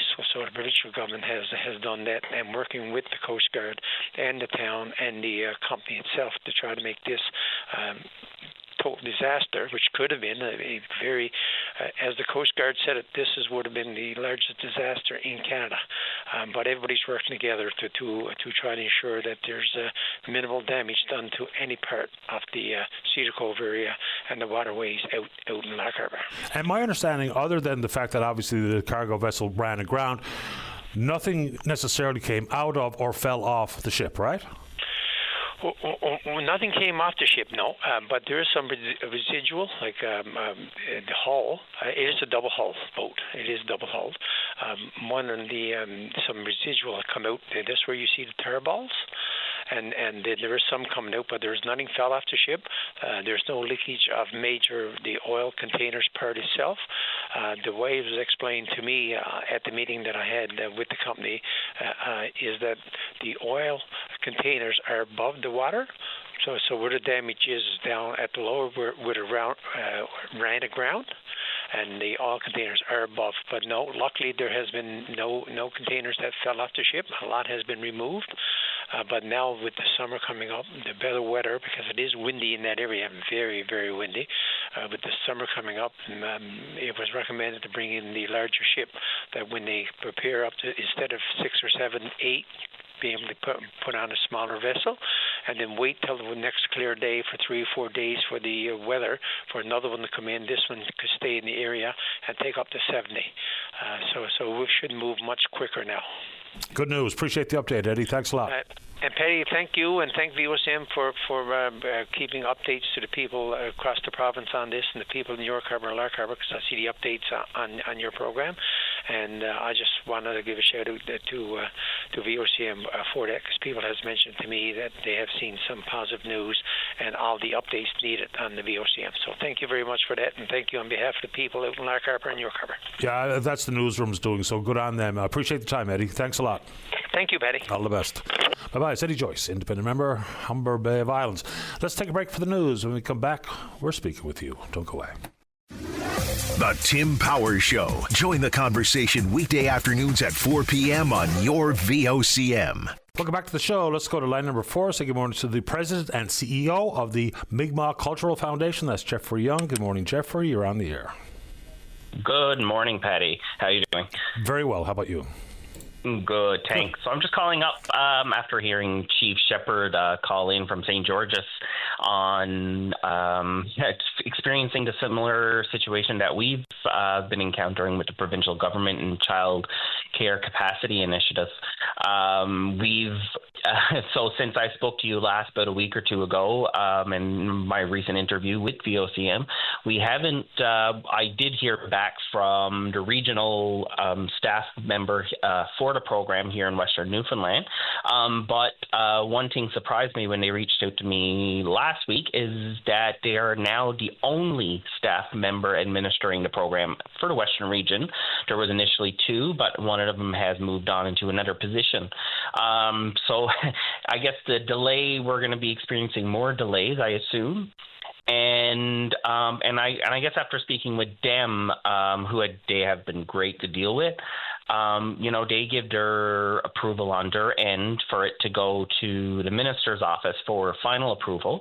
But that's where the delays are happening. I don't know, the department here in Western is, approving it, but requiring that second level approval from the minister's office. But that's where everything is getting stalled, and I really do not understand why. It's taking them so long to put that signature on a piece of paper to get, give us the go ahead or get those funds released to these organizations that's trying to put these childcare facilities into our communities. No, I don't understand what the time gap is. I don't even know why it would be happening. I mean, the government talks about the requirement of accessible, affordable childcare, and yet we have people like Rhonda Shepherd, who called earlier, and you now, talking about proposals that have been sitting on desks sometimes upwards of 2 years before any action is taken. I just don't understand it. No, it's not. And, people are getting tired of it. Myself and Chief Shepherd as well, we're both, doing follow-ups. And it's always, it's a processing. But, since we began contacting, ministers and, people higher up within the departments, it's just silence. There's no response. There's no acknowledgement. There's absolutely nothing coming from government. We actually have another media interview tomorrow here in Steenville, we're hoping, on CBC. And and I did follow up with opposition leader Tony Wakeham, who is actually the MHA for the Stephenville area. And, he voiced his support, and he's going to be sending a letter to the minister's office requesting that this get sped up a bit. Yeah, I mean, obviously, it's, and even when we spoke with Rhonda earlier, even when and if the final approvals come forward, you still got to get a contractor, still got to do the renovation. So any hope of being open by September seems like a pipe dream. Well, when we initially was speaking with the department, they said, at least give yourself 6 months. And that was almost 5 months ago. So the idea was, okay, well, give us 6 months. But you know what? Well, we said we'll open by September. So that's probably not even realistic. Then I was like, well, maybe January. But after seeing the delays that in St. George's, I don't even know if January is going to be a possibility at the speed they're going. And so, as Rhonda Shepherd described, she's got the wait list, she's got the staff, she has the building. Are you also completely ready to go, simply waiting for the final green light? We have the building. We're actually, moving some staff in there today, like our programming staff. We have the building. The spaces are ready to go. Well, we will need, certain renovations up to the standards, but We have quotes from engineers to complete those drawings to go to Service NL, which we know is going to be another delay. And then we got to get the renovations done. But we have the space, we have the building ready to go. We have people reaching out wanting to be put on a wait list, and I'm like, well, we're not really starting a wait list yet, but it's, every day I'm getting new emails or messages asking, or even some staff. There's people saying, well, yeah, I'll be looking for a job, so we really can't give anyone a timeline because we don't know when, the government's going to pick up the pace and, and start moving the ball faster on this. Well, when and if you have anything to report, you're welcome back on the show to give us an update, Jeffrey. Will do. Appreciate your time. Good luck. Good. Thank you. You're welcome. Bye-bye. Jeffrey Young, President and CEO of the Mi'kmaq Cultural Foundation. Let's keep rolling. Let's go to line number 5. Good morning, Keith Cormier. You're on the air. Good morning, Mr. Daly. How are you today? Excellent today. How about you? I'm wonderful. I just I wanted to reach out because yesterday my wife and I attended the closing event of the 19th annual Tales, Trails and Tunes, and a lot of people probably don't realize it, but the little community of Norris Point on the north side of Bombay this is their 19th year hosting a 10-day music festival at the front end of the season, and this year it was off the charts, the amount of talent and participation. And I just want to reach out and say, just throw a bouquet to Wayne Parsons, who was the chair and the artistic director, and all the musicians and all the volunteers from the community and all the church halls and the Lions clubs, all those people that opened up their venues, and we had such a wonderful 10 days of music here on the west coast of Newfoundland. I just want to say thank you to all those people who step up every year. I actually attended a couple of days of the festival there a number of years ago. It was fantastic. At that time, pretty sure Craig Young performed. Dave Padden was there. Let's see if I can remember anyone else. Matthew Byrne was there. Who did the closer yesterday? Yesterday, they actually paid a tribute, and this is really interesting, because these two gentlemen haven't performed together for close to 40 years. They actually had Lauren Elliott and Kevin Blackmore brought back together as Free Beer, and they actually held a variety show in the community hall as the closing event for 2 hours of hilarity and music, and backed up by some of the best musicians on the West Coast on the stage. It was phenomenal, and it was hats off to the community and to the festival for recognizing, someone who's been in the business between 40 and 45 years here in Newfoundland, which is extraordinary. Absolutely. So it takes a lot of effort, more than people realize, to pull off anything of this magnitude. You go to the event, you enjoy yourself, you see a few volunteers, but if you really dug down deep, the amount of time and effort it takes to pull off something like Trails, Tales and Tunes is monumental. So good on them. Yeah, and for a town of 700 people, tucked away in the bottom of Bombay on the north side. I mean, to do this for night. And Shirley Montague was the inspiration years ago. She started this festival, and she was there again this year, watching, like the mother hen sort of making sure. But it was phenomenal to see, and just a great start to the really the season here on the West Coast. And I just want to say thank you to everyone that was involved in allowing us as patrons to come and put our money in the box and be entertained for an hour and a half or 2 hours at each event. Bravo to all hands. I'm glad you enjoyed it, and I'm sure they appreciate your applause here this morning. Yeah, and just one small thing, because last Sunday, my wife and I went to an open mic in the old Cottage Hospital, and we were a bit late getting there because we were at a fundraiser for the school program, having some moose chili, but that's beside the point. But when we walked in, I think I counted 6 violins, 4 accordions, a set of bagpipes, a drum kit, and 15 or 16 guitars. And this was just in the community hall in a room in the old Cottage Hospital. And I said, my God, the talent that's here is unbelievable. And I don't think any of these people have performed on the main stage anywhere, just people from the community. And I said, you could probably do this, go 25 kilometers down the road and put as many musicians in a room together all over Newfoundland, and it's just great to see. Appreciate your time, Keith. Thanks a lot. Take care. Have a great summer. You too, Swell. All the best. Bye-bye. Bye-bye. Summer, it'd be nice when summer comes around. It's not a bad day today, but man, it's been chilly and a bit dreary here in town, but I guess that's it. Bye. Let's take our final break in the morning. Don't go away. Welcome back to the show. Let's go to line number 6. Say good morning to the PC member for Stephenville Port. He's the leader of the official opposition. That's Tony Wakeham. Good morning, Tony. You're on the air. Hey, good morning, Patty. I was going to start off talking about the house closing, but I've listened to the show, and Jeff was just on with you about the daycare issues here in this district, and also I believe Rhonda was on earlier and talking about out in St. George's area. And you can hear the frustration in their voices about the length of time it's taking to get what should be a process streamlined to get these daycare spaces open, because we all know the need is there. We've announced $10 daycare for some time now, and when government makes announcements like that, I believe the onus is on government to make sure that they have the resources available, not financially to pay out, but that's important, but also the resources to be able to make sure that these applications are processed in a timely basis, because it's simply no good to announce something when you have the examples that are presented to us here on your show, which clearly show that we're extremely late in being able to get these things out the door. Yeah, I mean, like Jeffrey mentioned, they were told, give it 6 months. Okay, so a couple of things. Why does it take that long? And of course, we're talking about all the due diligence to approve a childcare setting. So yes, there's got to be work done. There's got to be lots of examination of proposals and or the site and or the wait list and or the staff. But for Rhonda Shepherd, who called earlier, 2 years she's been waiting, 2 years. So 6 months is a long way away from 2 years. And all the while, we hear about the importance of childcare, affordability, accessibility a lot. And here's people trying to offer exactly that and running up against whatever level of bureaucracy. And even more importantly for me is they don't even know why the stall. They don't know if there's something that's been hung up because of checklist that has been crossed off or whatever, but they don't know, so they're just sitting there in silence. And that's what's exactly happening here.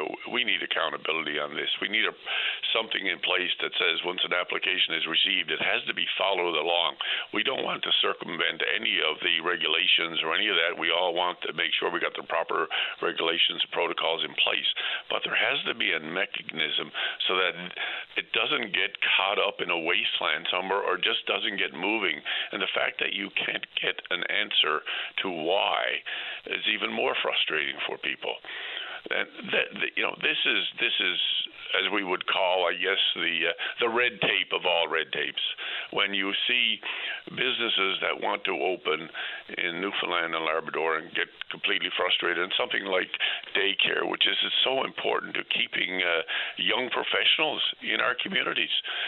They want to stay in our communities, but sometimes it comes down to a decision about accessible daycare. Yeah, and I'm going to follow up with the government just to see if they can give me a basic understanding of the process and how many people are working on the process and whether or not that's actually part of the problem. Because we talk about the numbers of people working in the public service and the public sector. We don't necessarily break down exactly who's working in what department and on what file, because things require priorities. And childcare has long been a vocalized priority for the federal and provincial government. So how many people are working on applications? What does it actually take to get over the finish line? I don't know, but I'd like to know. Yeah, and we need to do a much better job. This is just way too long and extremely frustrating. And I've had other daycare operators in my district talk to me about the whole compensation process and how long that delays. So there seems to be lots of things that are not running as smoothly as they ought to be running, and we need to have that taken care of. The house closed, as you know, last week. We were supposed to be open again this week. We sat for just a little over half of what we were expected to sit for, and we left some legislation on the table, including the legislation that, in my opinion, we could have been in there this week and had that disabilities advocate done, and that legislation passed through. That was one that stands out for me. But now that we'll have to wait until the legislation reopens, and our party and myself are fully committed to making sure that position goes in and we get it done as soon as we can. So on that front, if you were in a position to hold the seat of government and make a disabilities advocate come to fruition, what would it look like? So, there's questions as to whether or not, similar to the seniors advocate, dealing with the general advocacy as opposed to one individual specific case, which would require a different mandate, different level of staffing, I would suggest as well. So what's the best idea for that disabilities advocate's office if it ever becomes something? Well, I think think it has to be. We follow the example of the seniors advocate. I think there's a role model there for it. I mean, these people that are put into these positions, I mean, they do great work, and they do reports. That's the key for me. They do these recommendations, but unfortunately, the recommendations a lot of times do not get implemented or are delayed implemented.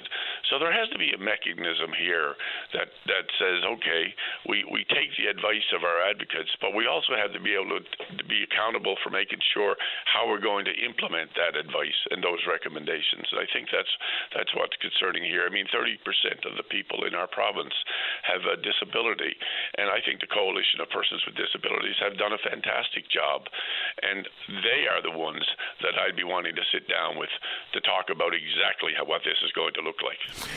Okay, let's talk accountability for a second. So, inside this world, they answer to the House of Assembly and recommendations are made. Ministers responsible will say we welcome and appreciate the recommendations. And then whether we talk about the Child and Youth Advocate, the Seniors Advocate, the Auditor General, the Citizens Representative, what does accountability look like? For instance, if you were the Premier and there was a report from the Auditor General that said this has to be done, and you say we acknowledge and we accept it and we'll do it, say, just pick a number, 6 months. And if you didn't, what would it become of you in the world of accountability? Well, that's exactly the problem. That's why I'm so committed to those positions that we have created. If we're not going to use the advice, then why are we doing it? Why are we turning around and using and asking for reports to be done? Why are we turning around and not viewing it? There has to be a process that not only says that it will be done, to say thank you, there has to be a process in place that says it will be done by, and the accountability then is up with the individual departments or agencies or whoever it is for government, when I'm Premier, to make sure that you have done exactly what they expect you to do, or some form of it, because sometimes there's a process to follow. As you know, it's not as easy sometimes as it's written, but that doesn't mean that we cannot have action taken, and we need to be able to say that this action has been done. How many times have you heard the Auditor General come in and report and say, outstanding recommendations. No action has been taken. That has to stop, and I intend to make it stop.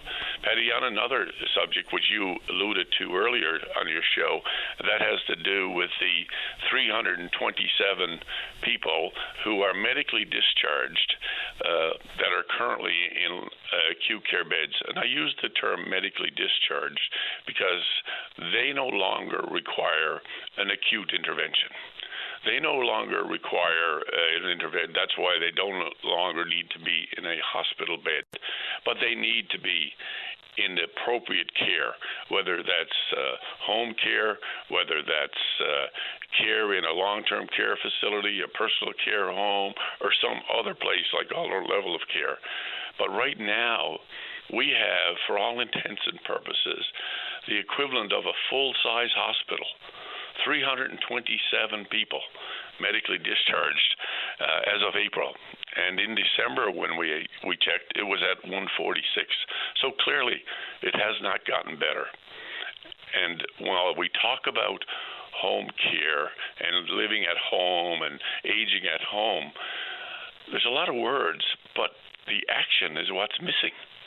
Yeah, I wish we had more time because, we're going to have an election this year, and so the questions of the government will be also questions of you and your party and your candidates when the writ is dropped, so to speak. So we'll do exactly that in the near future, Tony, but we're out of time this morning. Appreciate the call. Thank you. No, absolutely, Patty. I look forward to it. Take care. Bye-bye. Okay, bye. I wonder when the election will be. I mean, quite obviously now it's not going to be before the kids are out of school, so that probably means into the fall. Summer election, probably a bad idea. All right, good show today. Big thanks to all hands, and we will indeed pick up this conversation again tomorrow morning right here on VOCM and Big Land FM's Open Line. On behalf of the producer David Williams, I'm your host Paddy Daly. Have yourself a safe, fun, happy day. We'll talk in the morning. Bye-bye.